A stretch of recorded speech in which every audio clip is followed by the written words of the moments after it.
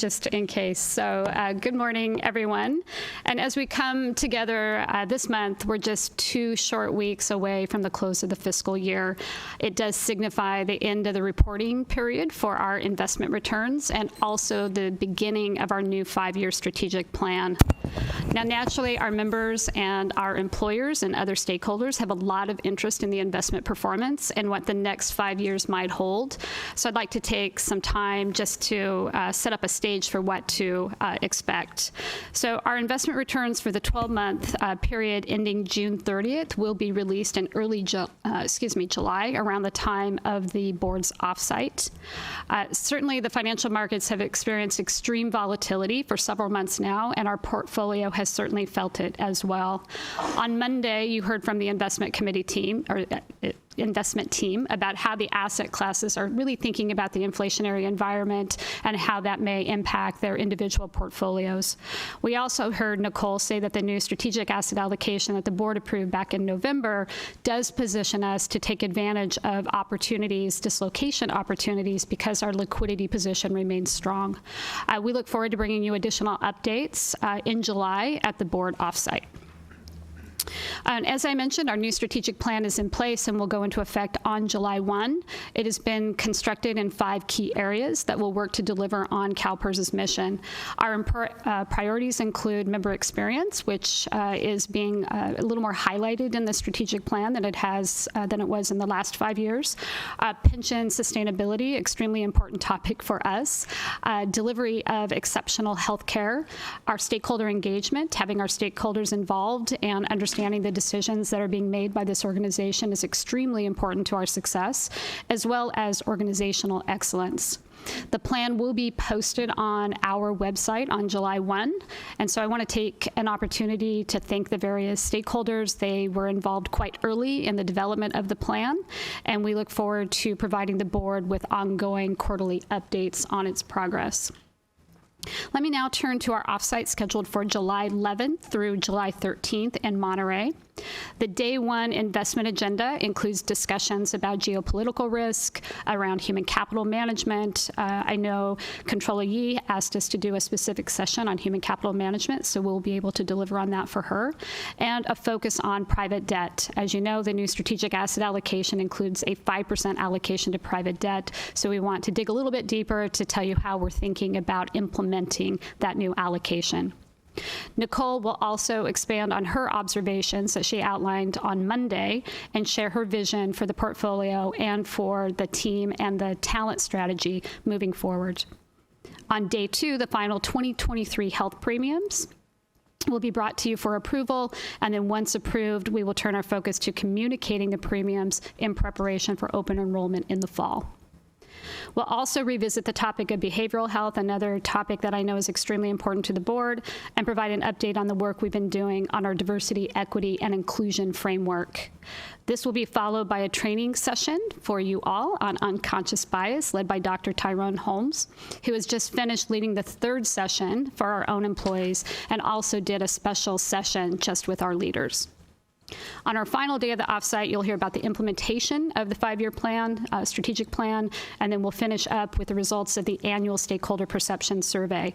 And I'm pleased to share with you, as well as with our stakeholders, that we'll be webcasting the offsite meeting for the first time, so people can watch live and also be able to make public comment by phone if they so choose. Moving on to some outreach activities. In May, I had the opportunity to address a few stakeholder groups, including the Cal Cities Board, of which Ms. Middleton is a member, and I did that here in Sacramento.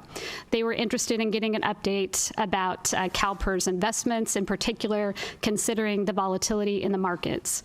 The concern, of course, for Cal Cities are the future employer contributions when CalPERS does not hit our targeted rate of return and what that might mean to their unfunded liability payments. They also asked for an update about our sustainable investment practices, including divestments. Later this year, we'll be back with Cal Cities for their annual conference and expo, and I look forward to connecting with more of the employers at that time. I also attended for the first time a policy advisory board meeting for the UC Berkeley Fisher Center for Real Estate and Urban Economics. Treasurer Ma was also a featured speaker there. I spoke about a variety of topics related to the economy, the work that we've been doing on asset allocation, how we're fostering the CalPERS culture through the pandemic, and of course, our approach to real assets and real estate in particular. It's always valuable to meet with our academic partners in meetings like these to hear about their research findings and the policy initiatives that they're also considering. And then to connect with the wider business community. And I've done one round of the business community here in California a couple years ago. We've started that second round with California and regional business groups. We met them, as I indicated, just a few years ago, but we're back talking to them about what's top of mind for them post-COVID, what the business environment looks like for them. Are there any opportunities for us to partner with the business community here in California to further some of our own initiatives? We met with the California Manufacturers and Technology Association, and then we have a meeting next week with the California Chamber of Commerce. Moving on to a few CalPERS events, starting with the Educational Forum. Last week, we did launch the registration for the 23rd Annual Education Forum. The event will take place at the Anaheim Marriott in Southern California near the Disneyland Resort, and the dates for that event are November 1st through November 3rd. The second update I'd like to give you is regarding our Pathways for Women. So tomorrow we kick off the registration for that conference or that event. It will also take place in Southern California at the Anaheim Hilton on August 23rd in recognition of Women's Equality Day.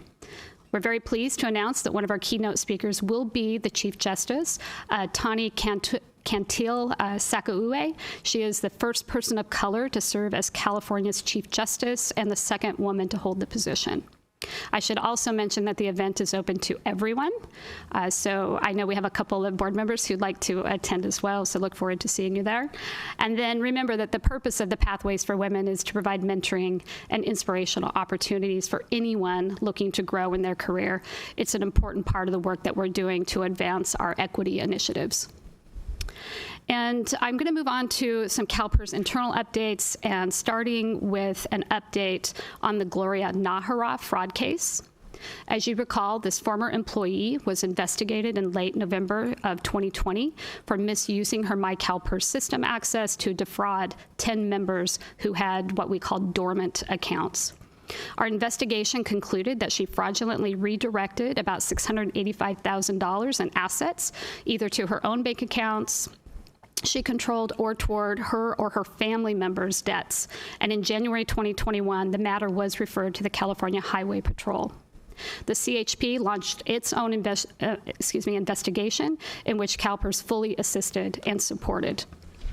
On April 16, 2021, CalPERS filed a civil lawsuit against Nájera for conversion, for breach of fiduciary duty, and fraud related to the theft of member funds.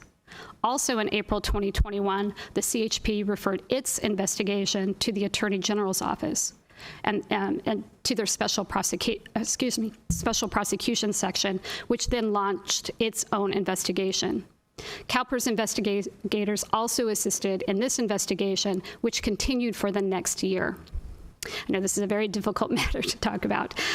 In March of 2022, Sacramento County Superior Court stayed the civil litigation matter because of the impending criminal case against Nájera.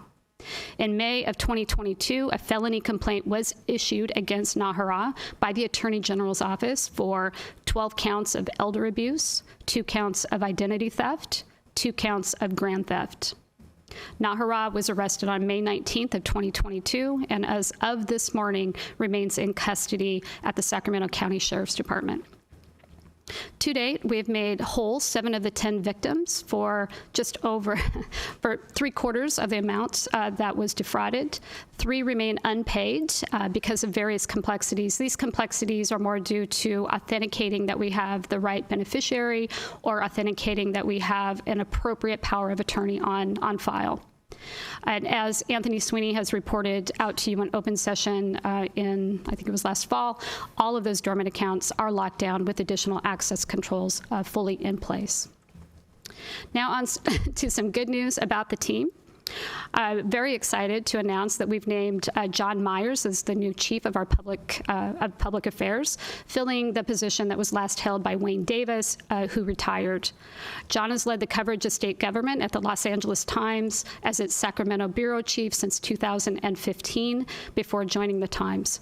John spent 2 decades in radio and television, including KQED, KFBK, and Sacramento's KXTV. John has also covered California politics and served as a moderator of several gubernatorial debates. He will begin his work with us on June 27th, and we're really thrilled to have John join the rest of the public affairs team. I'm also pleased to let you know that several members of our information technology team were honored with the California Chief Information Officer Academy IT Leadership Award again this year. They include Stephen Crandall, Con Din, Joey Guzman, and Dasa McJimsey, who were recognized for their exceptional leadership, customer service, and implementation of innovative solutions in service to CalPERS and our members. And so I'd just like to congratulate all of them. I'll close now with the total fund investment performance for the Public Employees Retirement Fund, and this is as of March 31st. The fiscal year-to-date return is 2%. The 1 year is 7.7, the 3 year is 10.4, the 5 year is 9.1, and the 10 year is 8.6. And that does conclude my report, President Taylor.